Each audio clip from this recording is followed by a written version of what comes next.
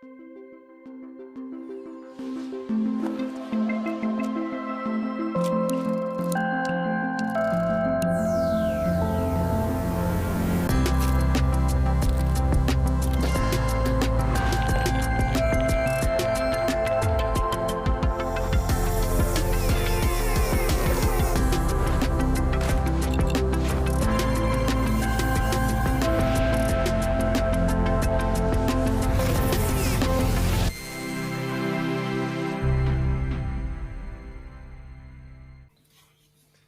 everybody and welcome to Adobe Live. My name is Flynn and I'm joined by Jeswri, aka Jeswri. How you doing, man?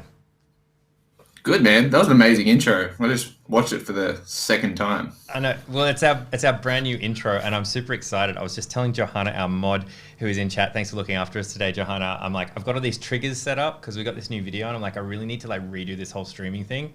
So about 7 different things just happened then, and I didn't touch a thing. I'm so excited. So I don't know what to do with my hand. Yeah, I was like, what do I do? I'm basically making my job redundant. It's awesome, awesome to be here with you. Hello, chat. Hey, Festus is in the house. Hey, Malby, it's good to see you there. If you're watching this anywhere other than behance.net/live, jump on over there. Join us in chat because we're doing a bit of an interactive drawing session today. With Jesse, super excited. We had a lot of fun last week. We're going to have a lot of fun this week.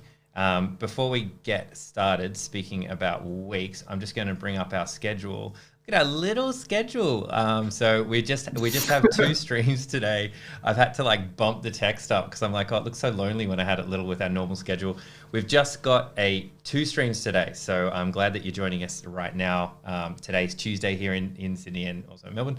And it's interactive drawing with Jeswri. And then on Friday, we've got Mocking Up Your Work with Stephen Grace. He's coming back on to flex his graphic design and branding skills and teach us some tricks, which was heaps of fun. It's a bit of a part 2 of what we did last month. So yeah, last time we spoke, we were chatting, you're in Melbourne and we're over here in Sydney. Yeah. And last week, we're like, oh man, I hope everything's all right. I hope it doesn't get worse.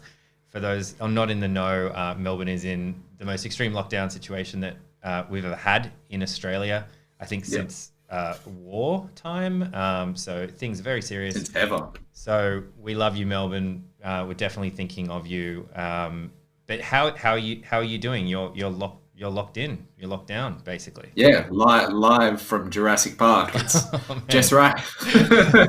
It's crazy out there, man. It's nuts. There's like lots of there's wild Karens everywhere. There's there's enormous bats. There's it's chaos. That's all right. It's everyone's just like panic buying and bumping each other with trolleys and I saw like a fight club in Woolworths yesterday. That was quite nice. Oh wow. So things are getting intense. Well, I hope you're staying safe and staying sane. All difficult things to do at the moment. But yeah, so we kind of thought, well, let's get some tunes going. Let's get some background music happening, guys. Crank it up. Crank it up. We are doing. We're going to, kind of using that as our inspiration today, because you were asking people, on your feed, like, what should I draw? What should I prompt? So maybe you could take it away and like tell us like a little bit of what people wanted to see. What do the people want? Yeah, I put it up at like 2 a.m. when I was like in my most creative hours. I just I put it out there and I asked what people wanted to see me draw just based on last week, and I think the overwhelming response was, "Hey, draw COVID." Oh, no. So I'm gonna do my best in drawing COVID. I guess I don't know. I can't do as good as a job as Dale did, but no, I think I'm gonna do my best. But people were like, "Oh, draw animals, draw like what's like in Melbourne, draw COVID, draw." Someone's like, "Draw bats." So I think, I just kind of amalgamated it all. Someone asked for typography as well. So I'm going to do my best but I'm going to do my visual expression of how I'm feeling right now. Okay, cool. All right. Well, should we jump over to your screen? So you're on the iPad today. I'm on the iPad, Photoshop. So on the iPad. I whipped up this. I whipped up this. I wanted to I was watching Escape from New York. Do you remember that 80s movie? Oh, I do. Is that the one where he like surfs like a giant tsunami wave? Am I thinking of the right movie? Yeah. Wow. Potentially, I don't know. Depends. I'm not going to tell you what kind of state I was in last time I was watching it, but yeah, it's getting getting lots of ideas. um, but yeah, so I came up with this idea to draw like a bat, I guess, just kind of flying out of Melbourne in like a weird, seductive type way, very scary way, maybe scary / seductive. So that's just like my super, yeah, that's just like my super rough sketch. And then I guess that, giving away a step too easy. So like I just kind of laid out some type on Photoshop, which is kind of cool. To do that right there. And yeah, so I'm just gonna, I'll trace over that in the end and make that my own.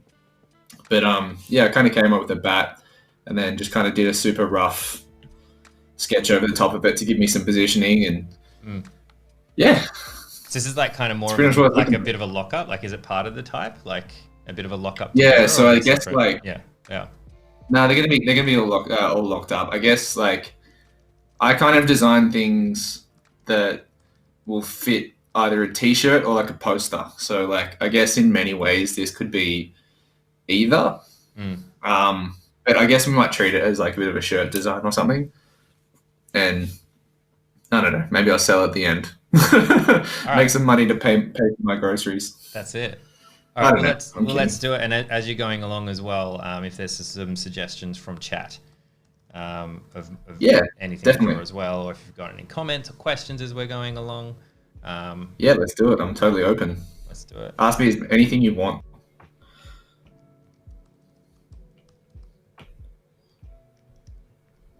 I think I've drawn a bat for a while, actually. I just have to, look at all my professionalism with the streaming stuff. I've been logged out of Behance, so just bear with me while I log in so I can follow chat. Got to remember my billion character password. Oh yeah, there's an asterisk and a left bracket in there somewhere. Oh mate, I hate that. Like sometimes I get logged out of stuff, and it's like you can't have the same password as last time. It's like, but that's the only password I know. The worst is when it's like you've got to make up a password. And it's got to be really long, but they don't tell you. And then you enter something in, they're like, no, but you need to have like the symbol for boron and pi. Yeah. Somewhere. And you're like, man, like you need to tell me at the beginning so I don't start just like going crazy. You need to put an ancient Egyptian hieroglyph in there. Yeah. I think that got fish. Yeah, let's run with it. I'll probably turn that one off now. So I'm kind of just sketching out like, I always turn things down on transparency. So I guess it's kind of just like drawing with a lighter pencil, but I guess I can't really draw like with pencil anymore. Hey, I think digital has done me wrong. Really? Yeah, I tried drawing on art paper the other day, and I found myself just like trying to twitch it, like trying to like turn it and rotate it and zoom in. I found myself like trying to zoom into paper, which the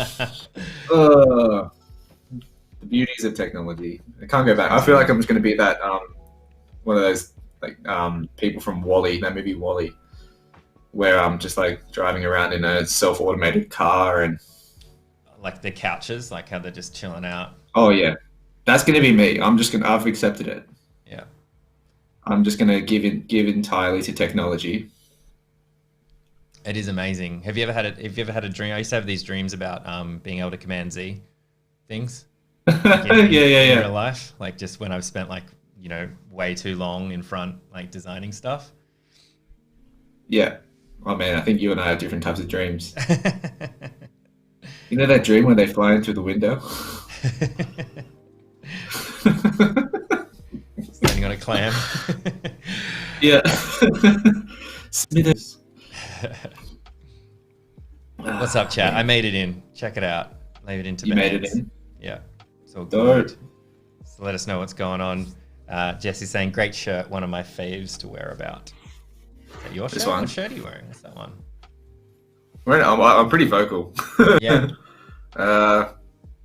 Yeah, I don't know. Nice. I can pause it later on YouTube.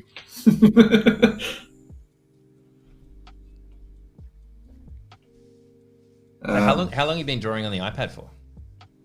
Ooh, Hasn't been out that long. I think we might have talked a little bit about it last time, but I can't actually remember. I think like so. I used to. I've got like a pretty dangerous work ethic. So like I'll go on holiday and I used to take my Wacom and my computer setup with me, which you can see how you can get in trouble from that. And so I kept getting blasted from my wife too many times, and she's like, obviously stop. So I think maybe about 2.5 years ago, I think I started drawing on an iPad just out of necessity because I wanted to take my work with me. So it's kind of nice because I get to be able to draw, like obviously on the planes and like on the public transport if I need to get that, which I hate getting. It's quite nice drawing the iPad. I think it's just because like it's a tiny computer. People would be drawing on their palms of their hands soon enough, I think. Just like Total Recall. Another great movie. We'll just go through all the classic 90s movies. Oh yeah, I wish you had more hands. I think my reference game is going to get the best of me soon. Someone's just going to like punch me and just go, I don't understand what you're talking about. But realistically, I think that's just like 24/7 and people like yourself are just too polite. Yeah, kind of polite. Been called worse. Too polite. I'll take polite, that's fine. I'll take polite any day.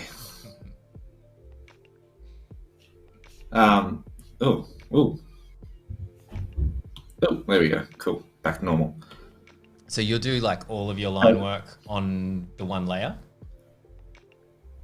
Pretty much. So like, I think the face is okay to draw in one layer, but like just coming from a design background, I'll always try and like operate in different layers. So face will be one layer, the wings will be another layer, the feet will be another layer, just so I can move them like quite freely, I guess. Right.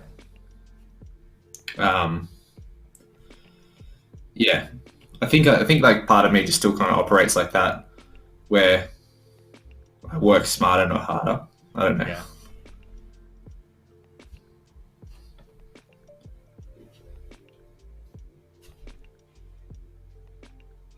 Sham's in chat saying 3 a.m. here. I can't sleep. Well, hang out with us. That sounds like an Eminem song. Pretty chill stream today, I think. Great. Where is 3 a.m.? Yeah, where are you that it's 3 a.m.? Where are you guys?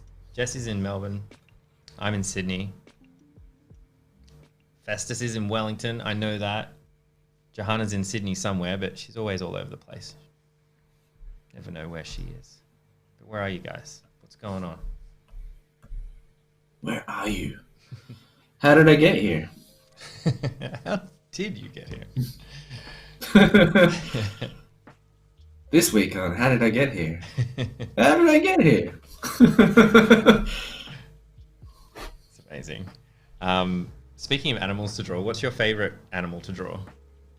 To draw. An octopus. There's something about illustrators and like octopi and like squid and stuff like that as well, right? There's something about, I guess, because you just do so much with all the arms. They could be grabbing onto things and. Yeah, I think it's like because they're the most expressive of all the animals. I mean, you can convey so much. They're the most sensitive of the marine life. Cephalopods. That's what it was. Yes. Did you ever see that movie? I think what's it called? Where they're like, I don't know what it's called. The Arrival. That's The Arrival, where like they have those cephalopods and they're like trying to communicate with them. I like. And they're like bringing that language. That was pretty good. Yeah, that got shit on. Yeah, I enjoyed it. I really liked it. There we go. I brought that too far out. Johanna's saying, "How did I get here?" A podcast by Jesse and Flynn. Yeah. How did I get here? We just need those like TV representatives so we can just like pitch everyone. Yeah. we just like kidnap people and like, welcome to the podcast. How did I get here? How did I get here? Tell me about your life. No, how did I get here? Seriously, who are you guys? Yeah, where am I right now? Shams, so it was Palestine, so 3 a.m. in Palestine. It was cool. It was great. It was great to hang out with you. I wanna go to Palestine. Maybe the chill hop will cradle you to sleep. Nice, just the beats in the background, just like. Hopefully, my soothing radio voice, that's not tone deaf at all, will put you to sleep. Do you ever? What is your favorite? Speaking of like 3 a.m., what's your favorite time to draw or create? Like, are you a late night watching 90 movies, kind of getting into drawing, or you kind of get up early and crack a dawn? And I cannot operate early. Yeah, I think like I've just got an out of order sign on my forehead before 5 p.m. I think. So like, I don't know. Maybe it's the blessed nature of being a creative, but maybe I can get away with that. But yeah, I think honestly, like maybe 9 p.m. That's when I start getting kind of creative. I think when all my neighbors have gone to bed and my neighbor stops taking her cat for a walk, and and I think just everyone's asleep. I can just like, I feel at peace in a way, so I can start drawing. Yeah. But I think my most creative hours are generally like when I started falling asleep, like maybe 12 o'clock. Wow, so that obviously keeps you up then, right? Like getting to I think so. If you're like, oh, inspiration is hit, and then you spend a bit of time creating. That's late nights and yeah, I think so. That's an ugly bat. Yeah, I think like it kind of keeps me up, but at the same time, I think I'm halfway as well when I get my best ideas. So, maybe I should just try falling asleep during the day. I should probably stop drinking as much coffee, I think, and then that way I'll actually be a better creative. I had to stop drinking coffee after 3. That's my rule. So no coffee after 3 o'clock. Yeah, I had that same rule. Yeah, I was definitely It's a good rule to have. What's your coffee order? Piccolo. Oh, nice. I used to drink like large. Okay, my original when I first started drinking coffee years ago, it was a large latte with 3 sugars in it. Oh, I know. It's like syrup. Shit. And then I had this barista I went to like every day. And then over time, I really only liked getting coffee from that one barista. And whenever I got coffee from everywhere else, it tasted way too sweet. And I told him about it. And he said, yeah, because I've been weaning you off sugar slowly over the last couple of months. So you're actually down to like 1 sugar at this point. That's why and I was like, oh man, that's like the best thing anyone's ever done for me. Why did you do this earlier? Yeah, it was good, man. And then it got me down to no sugar, and then now I'm down to just a little bit of milk with my coffee. Maybe it'll be like an espresso one day, but a boy can drink. Just get completely black, yeah.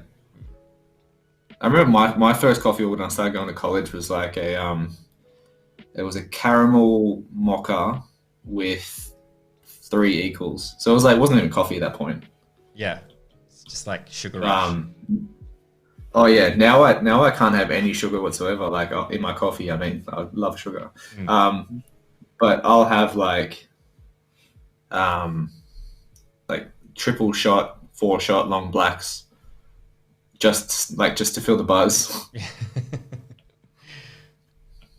Festus is a flat white, large 1 sugar. Damn.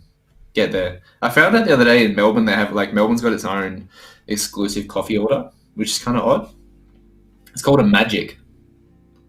Oh yeah. So if you go to a Melbourne barista, I don't know. I think Dumbledore puts a beard hair in it or something. It's legit. I think it's like maybe more coffee than milk. So which is the obvious thing. Right. I think maybe. I don't know. I don't drink milk in my coffee. So yeah, I don't know. I think it's just like 3/4 coffee and like a little bit of milk. Right. That sounds I pretty don't good. know. It's yeah. You can go to a barista and just ask for a magic, and they know what it is. I get some weird looks I here need at my duplicate. local place. Just a bit of magic, please. Yeah, give me some magic. So that's illegal. We're not allowed to do that anymore. So you've just selected the ear. Yeah, I'm trying to find duplicate. All right, I'm gonna wing it. There we go. Is that a Duplicate. bat pun? It's a bat pun. I've duplicated this entire layer, which is magic. Deselect. Nice. The beauties of like figuring Photoshop out on the go. Nobody's perfect. There we go. Boom. Boom. Boom. I love doing things the slow way. People are gonna laugh at my process and go, "This guy's an idiot." I always love I always do that with the reflect, like horizontal and then vertical. And I'm like, but which one do I want? And I just have to press it a bunch. Which way is up, man? Which way is up? It's like, what am I doing? Yeah. What am I doing? How did I get here? Yeah, I figure a lot of things out on the go. Like that's the beauty in my. I think that's the key to my success. Is I don't know what I'm doing. I fake it. Yeah. Oh, mate, we're all faking it until we figure it out, and even then, there's a lot of fakery. Yeah. There's a lot of fakery going on. Oh, you got to fake it. At least that's what my wife tells me. It's true.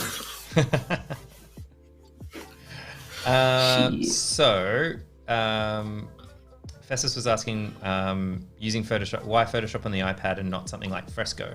Have you tried Fresco out before? I have tried Fresco. Fresco is I think I'm loyal to Photoshop. I think there's some bugs I'm still trying to figure out on Fresco, but with Photoshop I feel like I have a gain on it. It's got that familiarity. Words are hard. Yeah, you know what I mean. I tried Fresco, but I think I started like hitting my hands accidentally. I'm really clumsy with my hands sometimes, as you can probably tell. So like, I started like deleting vector points and stuff. Right. So I'll probably try it again, to be honest. So we'll figure it out. Yeah. Good question. Would you ever do something like start something in Photoshop on the iPad and then just have it synced, and then so you can have it like on your computer if you wanted to do something more, or do you only use it like you keep it isolated and keep them separate? Yeah, I often go back and forth between Illustrator, to be honest. So like, I'm pretty reluctant to have done my type on this. Normally I do all my type on Illustrator, so like I'll convert it over. Yeah. Or like I'll send over something and I'll work kind of like symbolic. I'll work between the two. Don't hit me yet, don't judge me. But yeah, I'll often go between two programs, I think. Merge. Boom. There we go. Look at this. Whiz kid. Nice. Now, not much gonna do the wings. But yeah. Cool. There's a question. So Johanna's asking, it kind of speaks to routine too. How do you maintain a creative routine? So when we're talking about, like finding yourself being more creative at like 9 o'clock when your neighbor's cat has gone to bed and the neighbor's cat never goes to bed. Okay, hang on. Tell us about this neighbor cat. I feel like we might have touched on an important First of all, like, who takes their cat for a walk? Like, that was a follow-up question I was going to have. So where does the cat go for a walk, like around the property? Is there a leash involved? You're going to have to... No, it's no leash. She full takes it like across the road, like into other people's backyards and behind apartment complexes and stuff. She full takes it for like off-lead walks. Wow. It's quite disturbing. Yeah. Like, I get it because I've got a dog, but like, I don't know. Yeah, who takes their cat for a walk, honestly? Wow. Creative processes, yes. I think like I find it hard still to have balance. I think like I'll have my days where like I'm really like intuitive and attentive to what I'm doing, and on other days I'll be a complete bumbling mess. And I think it's just knowing those days as well. That's part of it. Or if it's like just getting yourself into routines.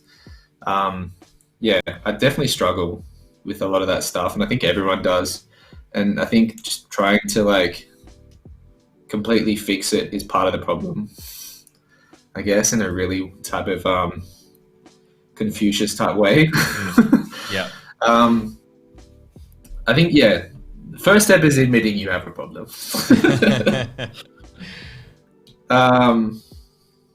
G.I. Joe thing. It's like knowing it's half the battle. Exactly.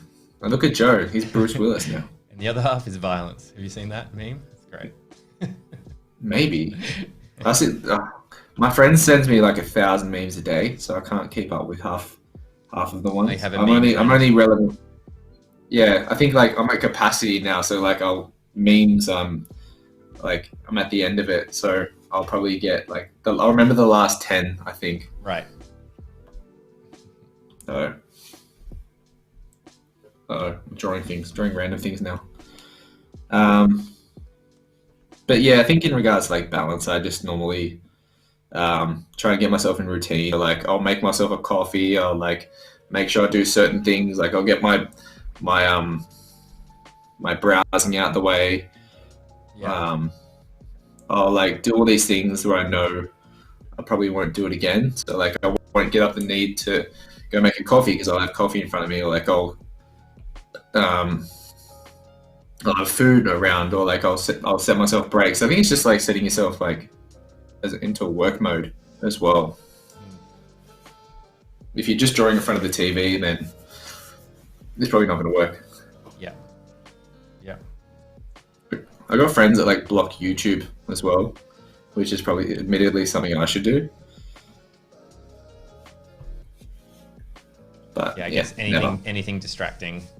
I think one of those interesting things was like have an iPhone, and so it shows you the screen time. Like you get the little naughty report at the end of the week. That. It's brutal.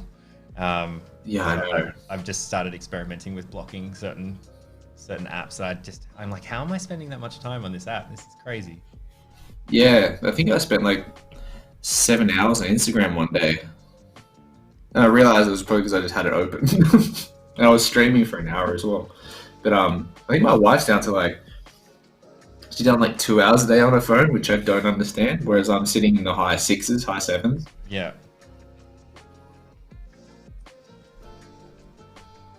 Yeah, I don't.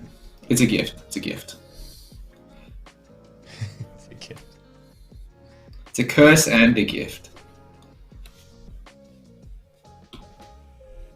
So let us know as well. So we got some new people joining us since we started. So do let us know if you have questions as well as we're going through, as we have our silly banter going on. Feel free to ask questions or have a bit of a chat. We're over on behance.net/live. So you might be watching this on YouTube and being like, what's going on? There is no chat. The chat is over at Behance. And that's where we're at with the chat and the bat. Chat and the bat. Chat man.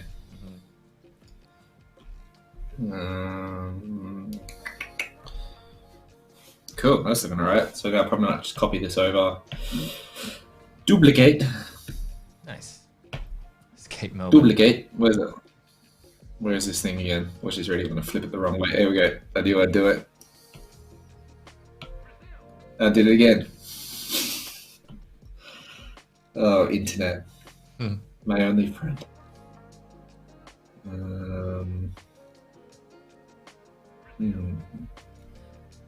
Yes. Steve in chat is when we're talking about the cat's going for a walk. Unprompted, my cat followed me on a 2.5 kilometer walk through some bush near my house. No lead, she just came along like a dog. There you go. Wait, your cat? Not my cat. Holy shit. Steve in chat. Yeah, that's what I mean. Right, man, yeah. That's some serious trust. I couldn't do that. I feel like I would just, at some point in the day, I would tie the cat home. Like I would just like tie it back there. You know what I mean? Like I couldn't trust it. If the cat was following me past like 20 meters outside my house, I probably wouldn't leave. Maybe,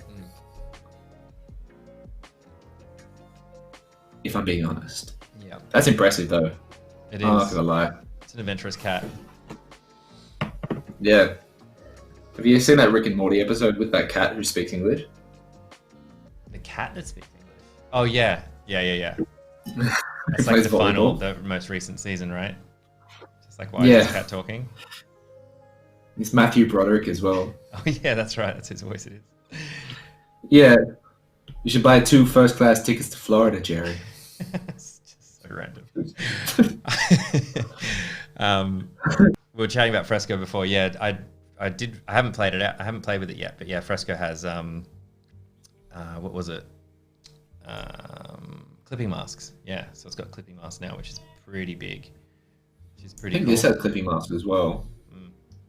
Yeah, like Photoshop on the iPad has clipping masks too, so you're gonna have to try harder than that.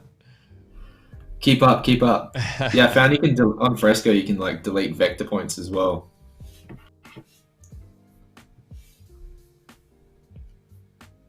No, that's not right. Bolt cutters. Let me look up bolt cutters. Someone requested bolt cutters last night. You know when something like makes sense, but like you try and remember how to do it, but this doesn't make sense to draw. Like when you try and visualize it. Yeah. Yeah. I never really experienced that until I actually tried to sit down with a pen and do it. Have you seen the it's like you get a group of people to try to draw a bicycle from memory? Have you ever done that one? Oh yeah. It's amazing. Yeah. You realize you got no idea what a bike looks like. My bike ended up looking like this. It's a fun bike. It's an adventurous bike. I think I've just sold the bike rights to Tesla.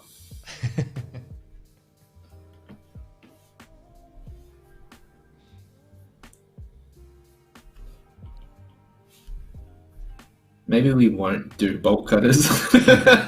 Bolt cutters are hard because someone's kind of got to be holding the bolt cutters or... Yeah. You know what? I'm not doing bolt cutters. I'm not trying something I don't know how to do.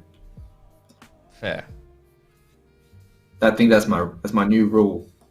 We got more people in chat with cat walking stories. Growing up, I was on an acreage bordered by hundreds of acres of untouched forest. My cats ranged with me far and wide in that space. That's amazing. Oh my god! Picturing I think you that's walking okay through a though, forest right? with like a horde of cats like following you. It's amazing. I feel like there's something there that I think that's okay, where you know they're going to be all right. Like they've all got one centralized remote place, whereas like suburban is kind of it's freaky and like very taboo. I think that's why I'm not accepting it. Maybe one day. I think today's lesson is I should learn to grow to accept that cats just get taken on walks. So it's going to happen. I got a Melbourne lockdown question. I know it's all fresh, but like, are you allowed to walk the dog? You're allowed to walk Ace? Yeah. That kind of counts as exercise. He's kind of back here. Look at him, Ace.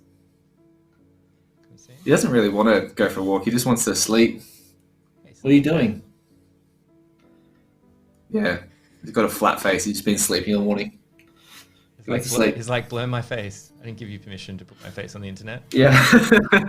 I didn't sign any disclaimers. Go back to sleep. He's all right. He's cute. He tells me when he wants to go for a walk. I'm nice. All right, so check it out. So if it's okay to take your dog for a walk, is it a legitimate reason to leave the house to take your cat for a walk? Just trying to picture like... No. Not if I have anything to do with it. I think there's like a fairly it's a nice debatable question as well, like the ethics of actually letting cats outside as well. Yeah. With like the native birds and all that stuff. Yeah, well, she's taking the cat for a walk right now. I can hear it.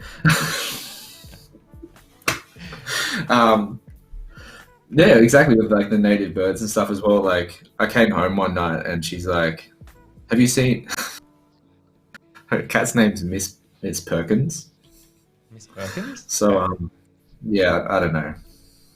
Maybe it's a reference I just don't understand. Be a Parks and Rec Parks and Rec reference, maybe? Ann Perkins? Potentially. Someone let me know. But yeah, she's like, have you seen her? And I was like, yeah, she's up the road eating a possum. She's like, no, that's not my cat. I'm like, no, yeah, it's your cat. We have a legit practical question here from Natasha, I think. I hope I pronounced that correctly. What advice do you have for a newbie artist? The same thing Joe Dirt told me is keep on keeping on.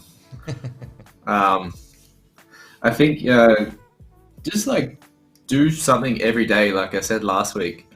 If anyone's gonna like, I think if you're gonna go out and do your own thing, I think it's best to like just continue to practice it and work on your own practice, as opposed to like trying to do a million different things. I think like Bruce Lee said, Bruce Lee taught, I can't quote it. Bruce Lee taught it's better to practice one kick 1,000 times than 1,000 kicks once. Right. Yeah. So, I think the only advice I've really got is just to like keep going, and just like keep pushing, and like sooner or later people get recognized, and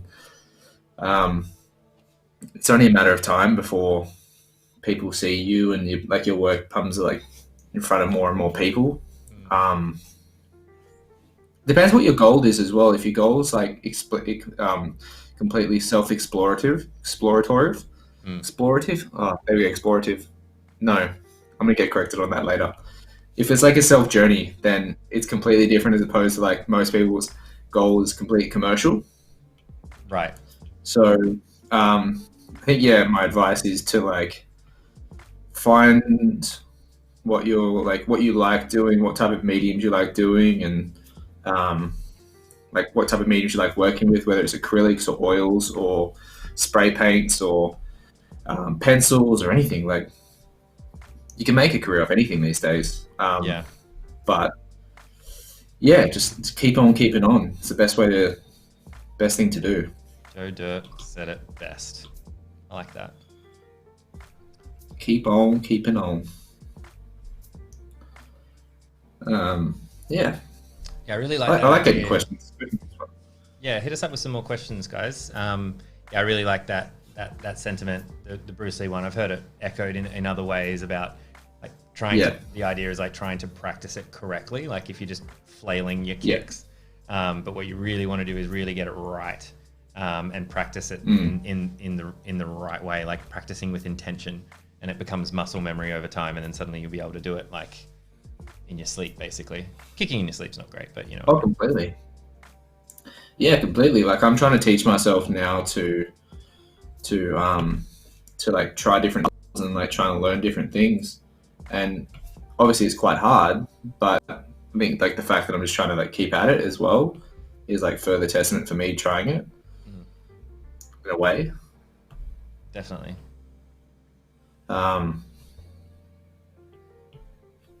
Yeah, I don't know. There's something to it. There's something to like just not giving up as well. Like I said, depends on everyone's goals is. Hey. Yeah. If it's like a creative outlet, it's just for you. You might give different advice and approach it from a different way. As you said, if it's like I want to be a commercial illustrator, that's a whole nother kind of avenue you might want to go down. People you might want to emulate, processes, like sacrifices you might make, all that sort of thing. Everyone should buy their followers. It's a great way of getting noticed. Buy your followers and spam Instagram accounts. Wow. I do not sanction that piece of advice from Jeswri. Don't do it. Don't do it. Don't do it. Do you think that's still a thing? If people still like buy followers? I know that was a pretty big thing a while ago, but is that still? Do you think that's still a thing? You're on Instagram quite a lot. Maybe. Social media. The world's a weird place, Flynn. I think people will do whatever they have to do. Right. I think it's still a thing. I watched someone's followers the other day go down from like 50,000 to like 30,000 in like 3 days. I was like, oh wow, that's amazing. There Turn. we go. Yeah, I don't know. Instagram's kind of like social media itself is always like advancing and evolving and stuff. Like, look at TikTok as well. That's another thing that like everyone's trying to say to jump on, but now TikTok's getting banned in the States because it's like apparent Chinese malware or like Chinese spyware. Yeah, too far.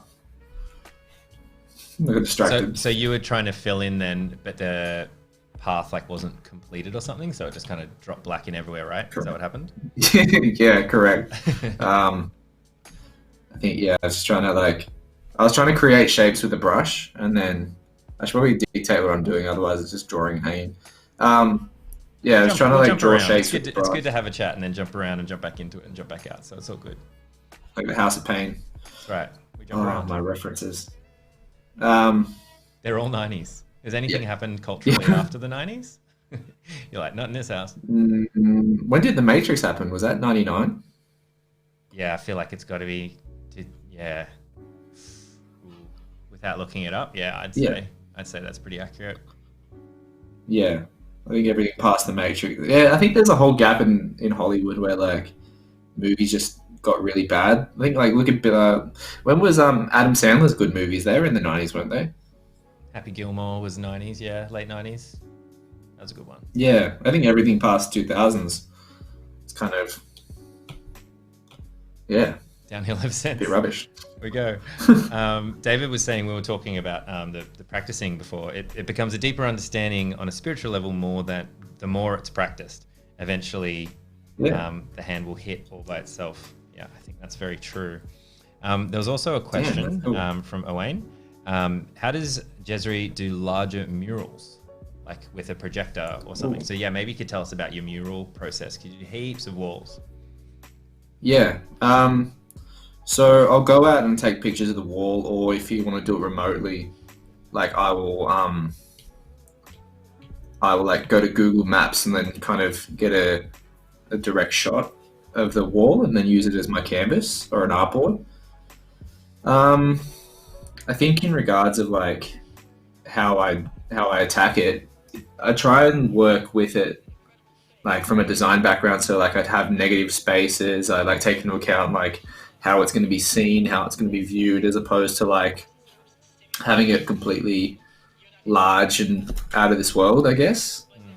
I kind of depends if it's like a commercial or if it's like a piece for myself, but I will use my photo as a canvas and use the wall as a canvas and I'll draw into that and I'll like mix things in. But you can I'll either attack it with a projector, and like, because I've already done half the work with the design, so just hit that on the wall. Or I've started doing this thing, it's called the Roan grid or squiggle grid. And so it's kind of like, I don't want to give away too much, but it's just kind of like putting abstract shapes on the wall and using them as reference. So like you can use Photoshop to overlay your design on top of these squiggles or these abstract shapes and stuff like that. And then that can, like I said, act as your reference. You can line things up. It's a pretty like in-depth question. Like, how do you do murals? Right. Yeah. How do you attack murals in a way? But yeah, like I'm totally open to giving away more of my process if the question's right. Mm-hmm. Cool. You have to give me the right question because my mind drifts and sometimes I'll attack it from angles you didn't even ask. Right. Well, I mean, it's a huge question, right? Like, there's a lot to unpack there. Probably more than a single live stream anyway. But yeah, hopefully that helps. Oh yeah. Hopefully. It was 1999 for The Matrix, so well done there, by the way. Damn. I should go to trivia.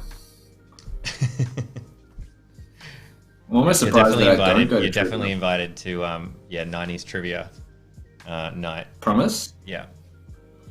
Yes. Trivia at Flint's house. I want to win. I'll bring some guac. Yes. I'm suddenly like uninvited. We're talking about Instagram before, because it is a big part, right? Like I think I've Yeah. followed, I've discovered a lot of people through Instagram as well. Like even people that have been on Adobe Live, Yeah. I've originally found their work. I think we spoke originally probably through Instagram. We did, yeah. A long time ago. I mean, we know a lot of mutual people, but so I think it is really important, like when we're chatting about like being a designer and a creative and putting your work out there and connecting with people, especially these days. There's so many free platforms like that. Sorry. I was just going to say there was a question. I was just kind of like leading up to, could that drop in followers be due to Insta doing a bot culling? I think personally, I think it could be, but that can also be like, that's kind of part of like buying followers. I think, is a lot of the bots are, built to be, to encourage people to pay for it. Just because Kim Kardashian doesn't mean you can do it too. That's good advice for almost anything she's done. I live my life by Kim. No offense to followers out there. Steve's asking, who are some of the artists you like enough to hang on your walls? Oh, who have I got right now? I'm just looking at the stuff I got right now. Me. I got me. This is nice. Gotta have some of your work up. Oh, I have to blow smoke. I've got the guy who's doing my Japanese tattoos, Ryan Usher. I've got there's like a little elephant sketched by Hello Yabby, Shepherd Fairy, Rebecca Lowry, Rebecca Enya Lowry, Saltwater Dreamtime. Who else have I got? Chris Costa, Dale Bajeni, Kentaro Yoshida, Ben Brown. List goes on. Saint April, Sophie Odling. Do you like putting work up? A lot of people like in a similar vein to your kind of work, or do you like putting up like completely different kind of stuff? That's a pretty wide gambit of names you mentioned there. No, it's a lot. Yeah, it's a very wide gambit. I've been having a lot of conversations with about my wife lately. She's like, "Can I have some input on art?" So generally, like I put up things that I like waking up to in the morning, like I like seeing. But generally, I think for some reason it's just kind of like automatically gone with a palette as well. So like a lot of my stuff I've been buying is fairly like earthy colors, reds, browns, subtle pinks, golds, stuff like that. So I think accidentally I stuck with a palette, but yeah, I generally try and buy work that I really enjoy looking at and like that I'm inspired by as well. I think it's the same vein as like when people get tattoos as well. So it's like it's just kind of like collecting things that make you happy or like that kind of relate with you in a way. Hey. Yeah, absolutely. So, yeah. But like some of these pieces I just look up to and they're just like completely nice to wake up to in the morning. Like this like custom piece by Saltwater Dreamtime, like amazing Indigenous artist. But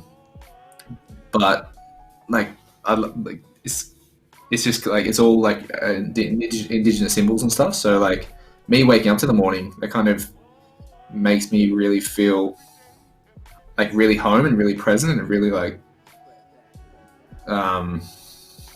humbled in a way as well. Yeah. Some work does that. I'm lucky enough to have that. But yeah, I've got a large amount of people in the industry that I become friends with, that I enjoy their work, and just like are generally just really nice people as well. So yeah. Cool. I like that. What's your favorite piece? Like, do you have a thing on your wall that if there was like a fire or something would be the one that you would grab after you grab Ace? and presumably your wife as well? My PlayStation, my Nintendo. Favorite piece. Can't think about it too much. You have to like off the top of your head. What's the one you're grabbing? Quick.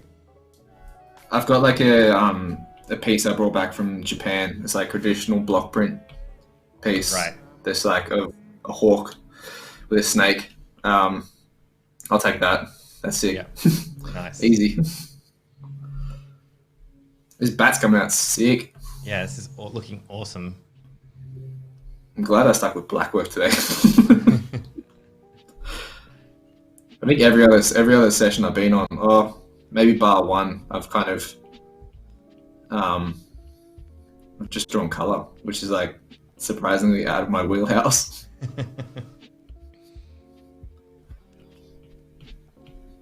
So when does color, when you do bring in color, at what point do you start thinking about it? Because you're talking about like on your wall, you've like, you know, how color is so influential in, you know, the artwork that's on your wall. But like, what about your own work? When do you start thinking about color? Do you do the black line work first and just start playing around? Do you have an idea at the beginning of where you might hit me with the deep question straight away? That's so deep. Not really. We're 50 minutes in. Like, I feel like we've warmed up. We've warmed up to. Maybe I just wasn't ready for that answer, and I'm trying to distract you. Like, you're deflecting. I am not. I think like generally I'll lay down the black. I think so. I kind of approach it like a tattoo in a way. So like I'll lay down the black, and then I'll come back across and see like how much color is needed versus if it needs it at all. And then I'm pretty lucky with digital drawings. I can like change color as well, like once I've laid it on. So like I'll lay them in shapes, but I can kind of play with the colors later as well. Like same with the outline, I can change the color of the outline a little bit later as well. So I guess truthfully, I don't really design with color in mind. If that's the easiest way of answering that. Like from the very beginning. I approach everything with like black and white. Yeah. Like if a piece doesn't make sense in black and white, then it doesn't make sense at all to me. Right. So like at its core elements, it has to make sense as black and white. And then that's obviously just my style. That's very like subjective. So yeah, I think I'll approach color later in the later stages of the design. When it comes mural time though, I have to have these things ready. Yeah. So I have to let the black goes on last with the murals. Oh, does it? The line work. Oh, that makes generally, sense. yeah. The line work, yeah. So you can do everything kind of the other way around.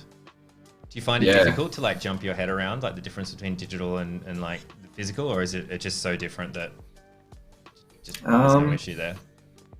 Never like start doing the line work. You're like, oh no, I'm doing a mural. What am I doing? Yeah. There's no layering here. Damn it. Command Z. Yeah, zoom in. I think from like just from an experience background, I've kind of grown semi-autonomous with it as well. Yeah. So like a lot of the murals are just, I'm kind of lucky enough that I can just get to a wall and just kind of zone out, and then I'll kind of come back to it later, realizing the wall's kind of done in a way. Does that make sense? Yeah, it does. I think that's just with my semi-mechanical work. Like I don't really, that's when the design's done, and I don't really have to like do too much thinking about it, and I don't really do much freestyling on the go. Yeah. Oh yeah. This is looking good. Thank you. I reckon now we can tone down these and then play with these. What are we doing? How are we doing time wise? Time wise, we've got about 30 minutes left. Sick. This is good. Let me know when it's time to get funky with the questions as well. I'll flex my lips. Just getting ready. Well, I think we've just been taking questions as we've been going along. We can take a break for Q&A, but it's only half an hour left, so we can kind of keep going through. Let's do it. Let's do it. I'm 100% good with that. And there's a couple questions that have popped up that I didn't ask because we were having too good a time. Mm-hmm. Speaking of shows, what have you been watching lately? And I've got a follow-up question to this. Are you up to date on Umbrella Academy? Oh no, I'm not up to date. I'm like really slow with that. I remember ages ago when we were physically in the studio, you were telling me about it, and I think you might have even done a drawing a little bit around it. And yeah, I did actually. Yeah, and I was like, oh, I've heard about it, but I haven't watched it yet. And then I'm pretty sure I went home either that night or definitely that week, and wife and I just watched like every single episode, like just binged it, like hardcore binged it. It's bingeable, and I loved it's it. It's really bingeable. Yeah, super bingeable. And season 2 is awesome. No spoilers. No, it's really good. I think I'm on episode 3 of the new season. Nice. I think I'm cruising through. At the moment, I'm like watching. I'm going back and forth between Narcos. I haven't finished it yet, so don't spoil it.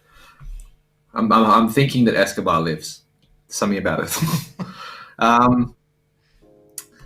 think I'm going between Narcos and Fresh Prince as well. I'm watching like reruns of Fresh Prince. Nice. There's always like a rerun show, right? Like there's always the rerun kind of not really paying attention, something you've seen enough. That's shows. Yeah, that's the perfect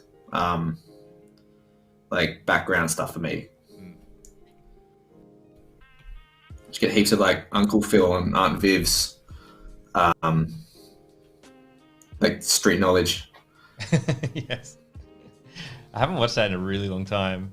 David's saying, man, that bat is sweet. Yep, Festus season 2 of Umbrella Academy is out on Netflix. It's so good.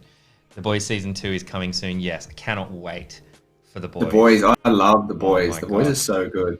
Boys is so good. It's one of those ones that was so good that I had to go and read all the comics. And yeah, the show. I think the show. It's one of the examples where the show is just like, I feel like the show is 1,000 times better than the comics. I literally read every comic, and I think the show. Yeah. Oh, really? I don't know if you've read it. Yeah, man, no, I haven't seen any yet. Sorry, I haven't read any comic books yet of that. Surprisingly, I went into that like completely fresh. Yeah, me too. Which is kind of weird for a comic book fan. Yeah. Oh, cool. I did, and then I read the comics because I was like, I need this more. I think I've watched it like 3 times. Absolutely loved it. Really? Yeah. I've watched it twice. Yeah. That's such a good show as well, because you can't really, you want to pitch it to people who don't like superheroes, because it's not really a superhero TV show, is it? Yeah. It's more like, I can't explain it. It's like a dark comedy. Exactly. Well, I mean, like Seth Rogen produces it as well. Did you know that? No, crazy is that? And it's Dennis Quaid's son, who is the it is too. Actor. It is too.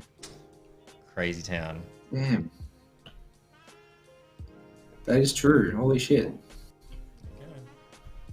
There's another question that's more around the art world and design world scene. Do you have any advice for people looking to submit their work for gallery shows or to join a group exhibit?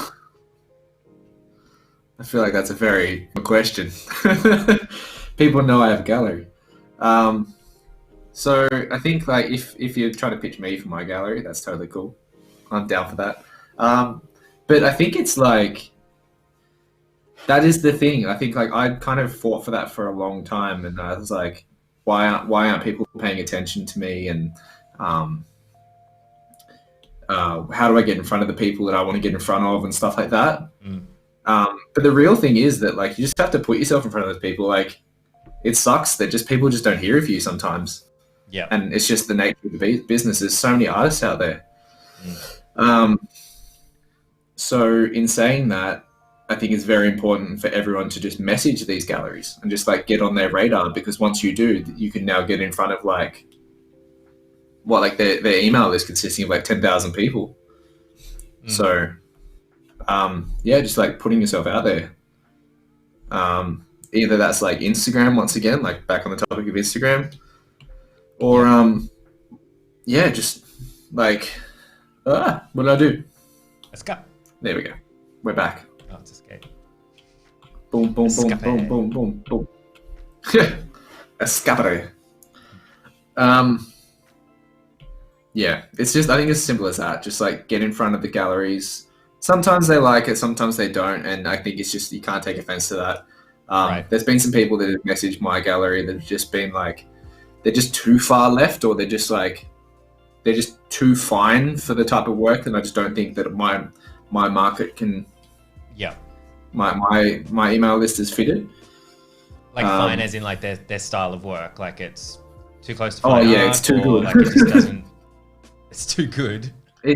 It's too good. No, it's like super realistic, like stuff you see in galleries and stuff. So fuck galleries. I mean like super famous national galleries. There we go. I made it. I saved myself. Yeah, just get in front of people. It's kind of it's confronting, but you're gonna have to do it. Yeah. And so what do you look for with your gallery in that case? Like what's someone that's reached out to you that you weren't aware of? Because I know you know a lot of people. Let's say, has anyone ever reached out to you? You weren't aware of them. Maybe they don't have a big following or anything. Be like, oh yeah, this is really good, and it's successfully come through. Totally, yeah, it happens a lot. And to be honest, I actually really like having that platform as the gallery. If people aren't aware, it's called Honeybones Gallery, just in case. So it's been a lot of cases where people have like reached out to me, and I've just been like stoked to find them because I don't think I would have found them just within the circles that I've got. And I put them in shows. Yeah. One of my best friends has actually did the exact same thing. Like she reached out to me. She was like an artist that wanted to get known, and now she's got such an amazing style just because she's like not only because she's a friend, but just because she like put herself out there and she's experimenting with her work. And I truthfully don't think I would have noticed her if she didn't reach out. That's Saint April for anyone who's wondering. But yeah, I think the thing that I look for truthfully is like I treat Honeybones as an anti-gallery. So I'm aware that there are galleries that do the job way better than I could, and I admit that. But my strength is that I'm like completely down to earth. I'm like, it's a gallery run by artists. It's it's just very level-headed and like honest. That's the biggest thing is just honesty. I think people see that. So in very many ways, it's almost like I said, an anti-gallery. It's almost like a skate vibe. So I kind of look for people that fit that skate mold or just don't really fit in anywhere else.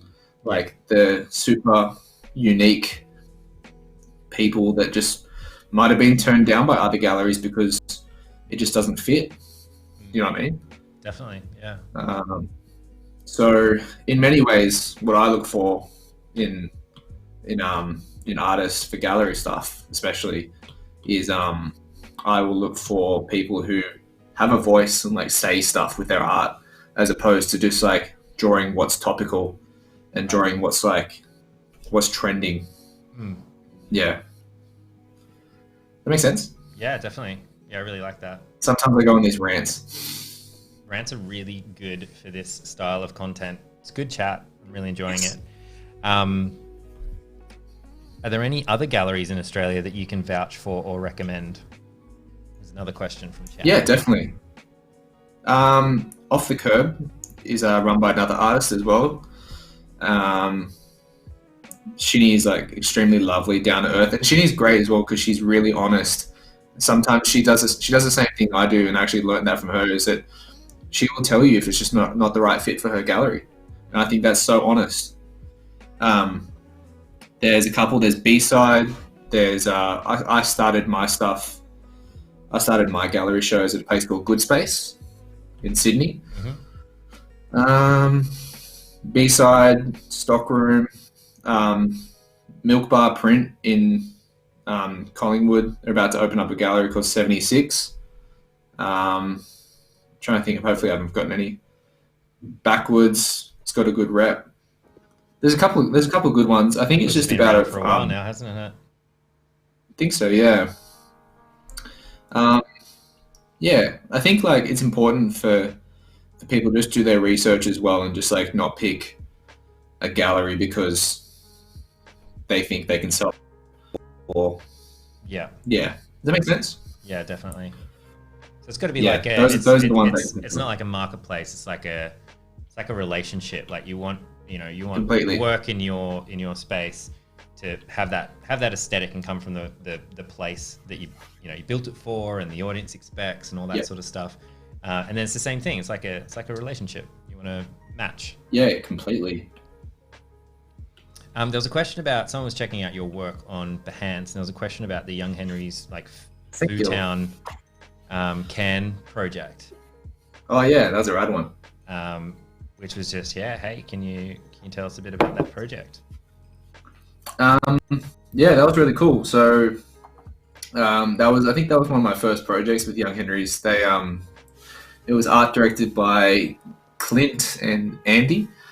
So they came to me like I think it was on like New Year, if not like the 2nd or something.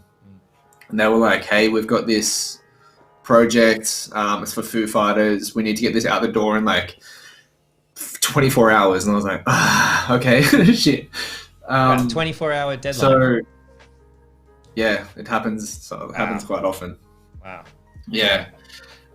So Clint, who also works in a band, who also has a band as well, he sent me off some like quick rough sketches, and he's pretty proud of his really bad sketches, but like I worked with it and we kind of crafted it together. And yeah, it came together like really, really, really quickly in 24 hours. I don't think I slept that night. And then I just did all the accessories with it. So like the can, I did the coasters, the glass, the t-shirts. Yeah, it was quite good. I'm really proud of that. Yeah, wow. Oh my gosh. I'm gonna share that link in chat just directly to it, so you guys can see what we're talking about just over on your Behance. But yeah, that is the pretty, Foo Town. Yeah, that is wild, being able to turn that around so quickly. I do that. I think that's my design experience though, like just being like so under the pump. Yeah. You just get used to these like really quick, tight turnarounds.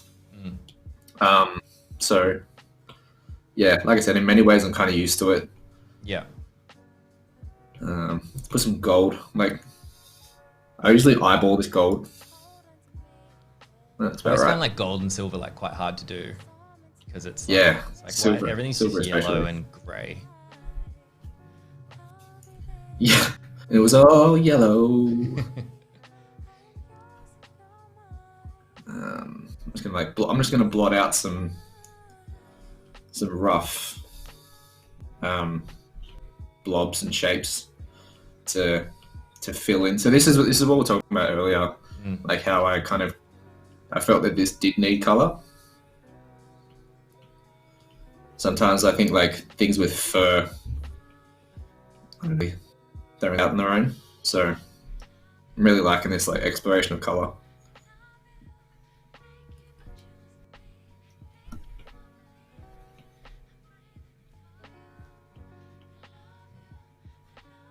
I love that people check out my work too. I'm always catching myself when people give me compliments. I don't think I can take compliments very well.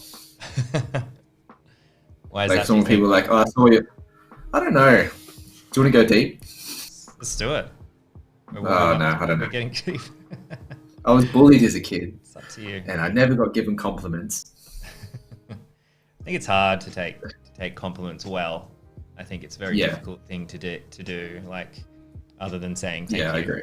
Like, I don't know what else you could possibly say.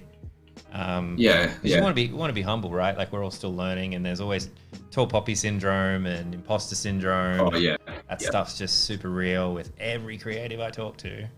Even the people that everyone thinks, oh, they've got it all sorted, they're completely set. I want to be like them. The amount of people that I know that are definitely have that rattling through their brain, just like people starting out do. It's incredible.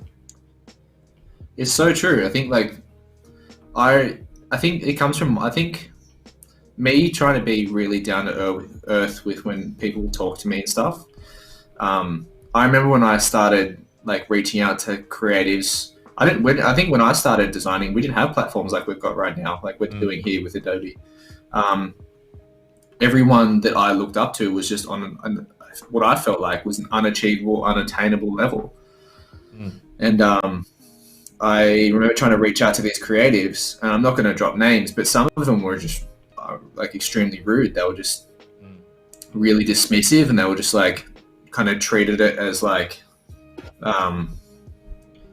taboo. Like, why are you asking me this? Like, you can't ask me this. Right. And I remember when like I came in, like I started getting a little bit more famous. And, I sound like a dickhead when I say that. Like, I started getting a little bit more known, a little bit more like established. There we go. Yeah.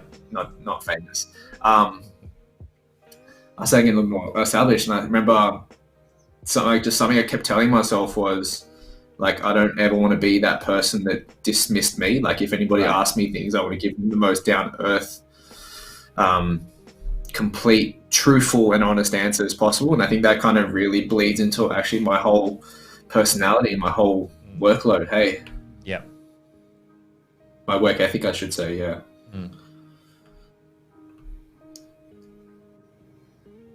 Yeah, I think it's a really good attitude, and it does shape a lot of, you know, the experiences that we have, you know, in our careers or in our lives. Like, definitely change. Like, well, I'm definitely never going to be like that. Like, I'd want to be the opposite of that, because that was really discouraging. And you imagine people that might have done the same thing that you did and then not pushed for it, right? Like, kind of gone, oh, like, I was treated like this, or reached out to my heroes or people I looked up to. They maybe weren't the most helpful, or even like turned you off. And imagine those people that may have not, you know, maybe they stopped there, you know, maybe. And that's really, you know, someone who was really nice as well, like someone who was really welcoming was Dale Bajeni. I think I mention him like every time I'm on. Oh, Dale. He was actually someone I reached out to when I like wanted to get into illustration. And he was like, I found out just by chatting to him that he only lived like maybe 10 minutes from me at the time. And we ended up getting like coffees and stuff, and like I asked him questions about the industry and stuff, because at that time I had a clothing brand, and I was just like, I was trying to branch out and like do my own thing. And Dale was just extremely welcoming and warm. Hey, he was just like, he was one of the people I just like really have a really high outlook on, because he did that. He was just unexpectedly nice and welcoming. So I think I'd take that approach as well. That's not surprising. He's a lovely guy, very talented, regular on the show here. Need to get him back. Shockingly handsome. Haven't hung out. Very handsome man. So handsome. Jeremy's another handsome one as well. Jeremy Lord, my boy.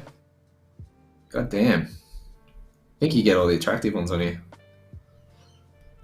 Yeah. Yep. That's my criteria. Handsome man. Yeah. You've done some painting with Jeremy before. Like, I think I spoke to him once, just chatting to him. And he's like, just like helping Jesse paint a wall. Yeah. Is that something you do regularly? Like, get other people to help out, like for a bigger wall?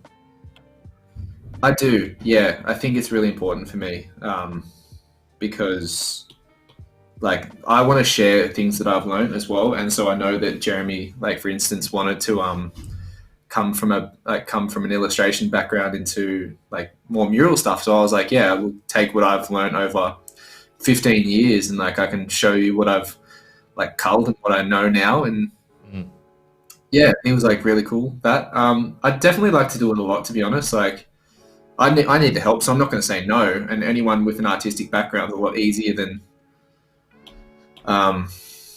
like any Joe Blow from the street that wants to treat it as like a trade.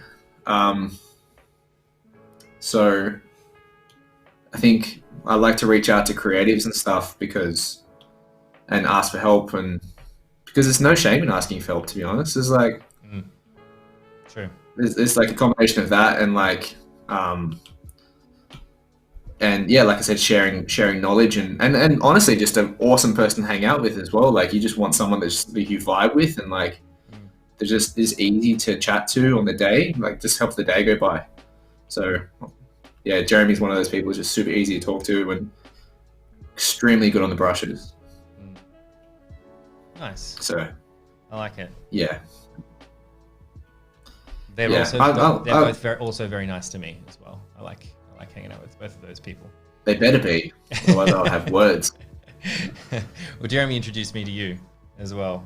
I've also heard Dale. I've also, with some other artists have mentioned that Dale's helped them out with things in their career as well, like either like from a technical perspective or something like that. So yeah, the generosity. I've heard that before.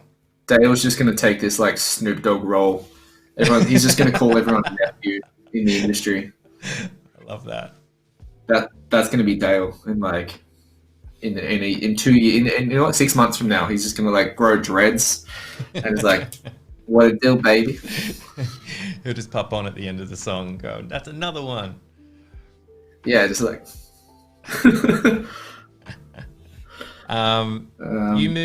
You studied in Sydney, and then you moved to Melbourne. Owain is asking in chat, was the move to Melbourne from Sydney an art career choice? It definitely was. Yeah, it definitely was. What does Melbourne have that we don't? Not now, obviously. You know, current situation aside. Breathable oxygen. Fair enough. No, I think I wanted to move. I think for me, I always saw Melbourne the same way actors see Hollywood. Do you know what I mean? Right. So like, I felt that Melbourne at the time was very like all-encompassing, like breathed art, as opposed to like where I was living in Sydney at the time. Like I was living at that, like the last few months in Sydney, I was living like further and further out west, and I felt that I wanted to live closer to cafes, and I wanted to live closer to murals, and I wanted to like establish community and stuff like that. But I feel like the only people I had surrounding me at the time in Sydney was very like suit and tie environment. It was I wanted to like change my environment as well, and I think there was a lot of me that just wanted to start fresh. That was a big part of me wanting to start fresh. Like I remember watching this movie, and it's like, you got to kill the person that you were born, like you got to kill the person you were born as to become the person you want to be. Right. And I think that really established with me. I was just like, all right, well, I'll move to Melbourne because I feel like it's encompassing with art and like very inclusive. So it made sense to me to move somewhere that I felt lived and breathed art the way that I wanted it to. I think. Yeah.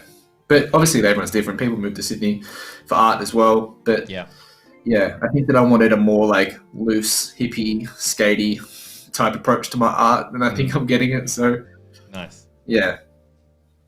That's cool. I'm feeling kind of dark right now. I love Melbourne. It's gotten really dark in this house. Yeah, things do get a little bit dark. I'm gonna turn the light on.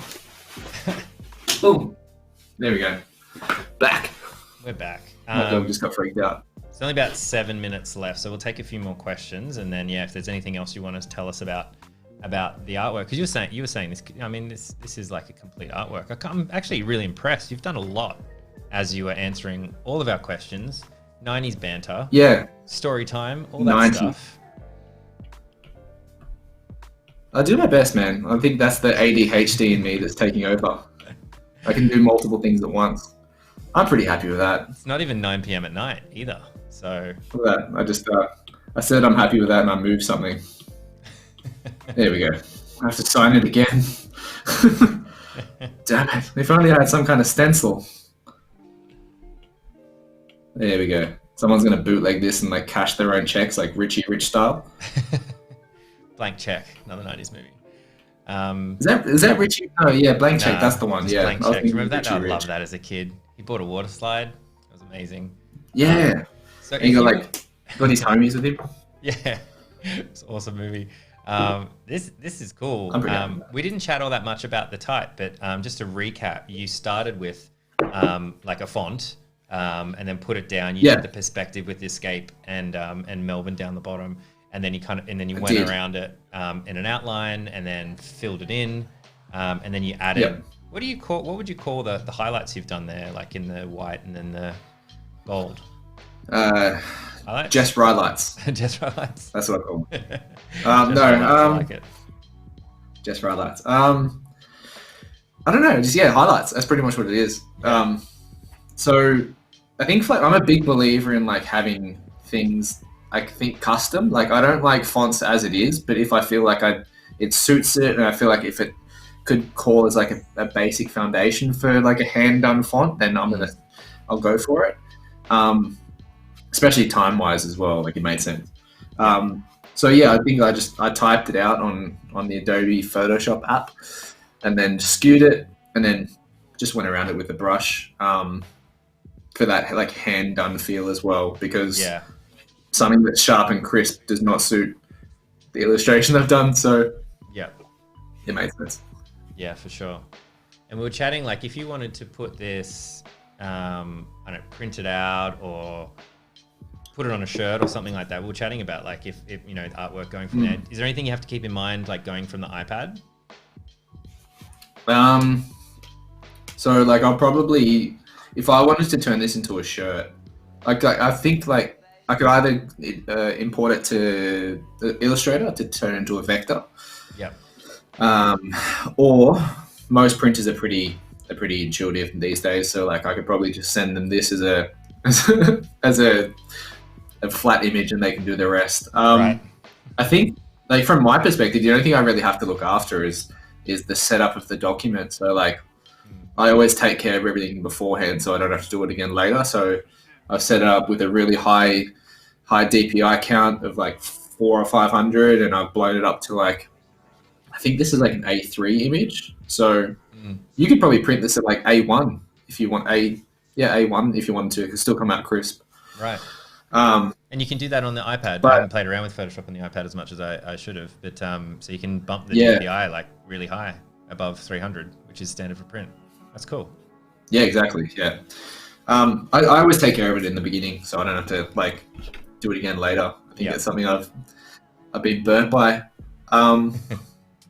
Yeah, I think the only thing like otherwise that to take into consideration is just having an idea of what you're going to be doing it on. So like this would work perfect as a front print on a t-shirt, maybe not so well as a back print. Why is that? So I think it's just, why is that? Yeah. That we said. I think it's just like how as a canvas, right? So like on the front print for a shirt, you've only got like a really kind of horizontal artboard to work with, whereas with the back print, if you have something that's sitting up the top, it's only going to you've got so much canvas down the bottom. Right. So I feel like if I was doing a back print, I would have designed it horizontal. Right. Yeah. That's what I mean.